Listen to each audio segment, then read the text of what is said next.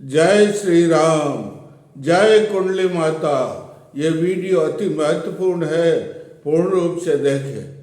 आज मैं कुंडली जागरण की मंत्र योग से विधि बताऊंगा।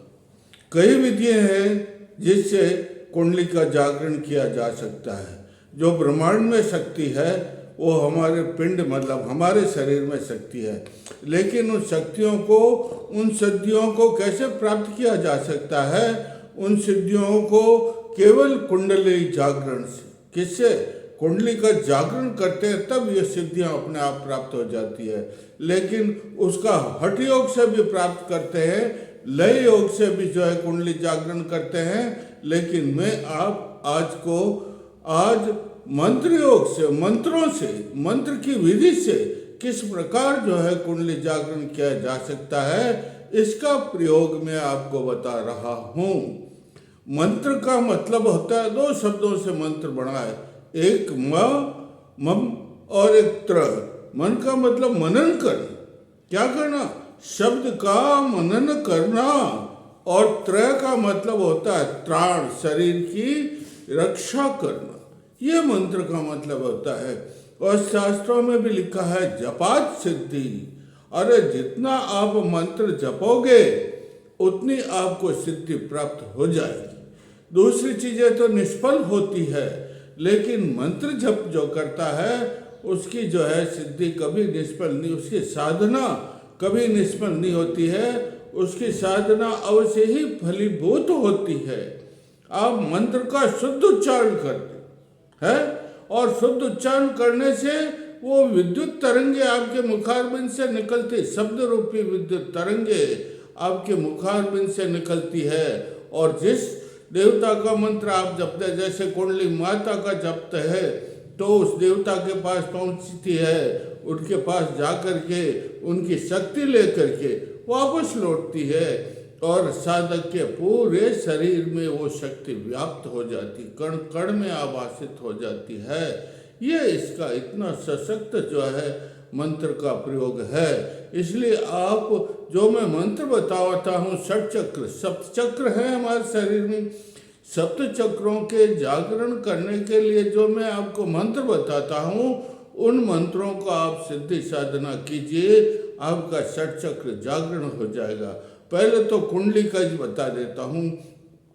पूरी कुंडली को किस प्रकार जगाया जाए मंत्र से, उसका एक मंत्र है, वो आप सिद्ध कर लीजिए। एक मंत्र है ओम ऐं रं राम रीम रोम रेम रोम रम रह। ये जगन्मात कुंडलनी सिद्धिम देही देही स्वाहा, ये मंत्र है भाई कुंडली जाग। ये कुंडली है नहीं, सोई में रहती, लपेटा 3.5 लेकर के सोई, उसको तो जगाना पड़ता है मंत्र से। किसे जपाना पड़ता है? मंत्र से जपाना, जागृत करना पड़ता है। तो उसका मंत्र यह है, देखो र में लिखना, आप भूलना मत, अशुद्धि होनी नहीं चाहिए।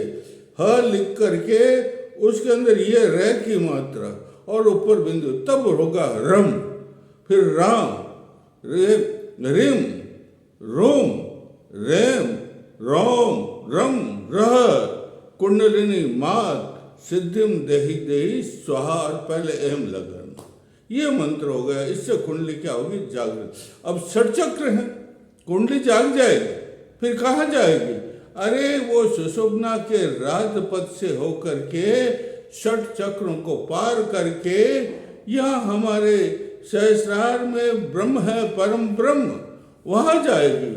और वहाँ जाकर के परम ब्रह्म से मिलेगी। और जो है, जो साधक साधना करता है उसका चित्त उस कारण में लीन हो जाएगा, ये उसकी, और वह भी परम पद को प्राप्त करेगा।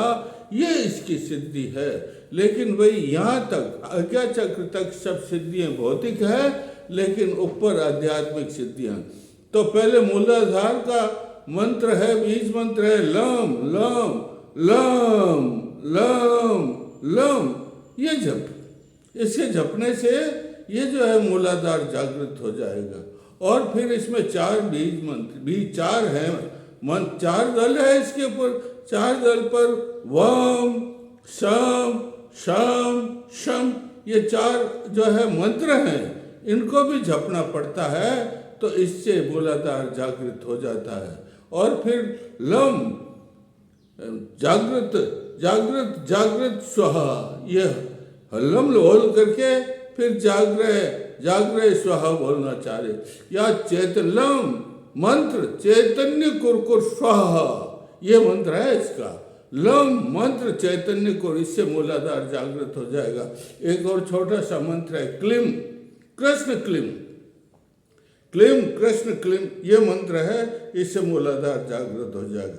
दूसरा है हमारा चक्र स्वाधिष्ठान, जब मूलाधार का भेदन करके माँ दूसरे चक्र में जाएगी, उसके चरण कमल वहाँ अभिमंडित हो गए, तो दूसरे मंत्र को चेतन करने के लिए, जागृत करने के लिए मंत्र है वम, बीज मंत्र उसका वम है। क्या है बीज मंत्र?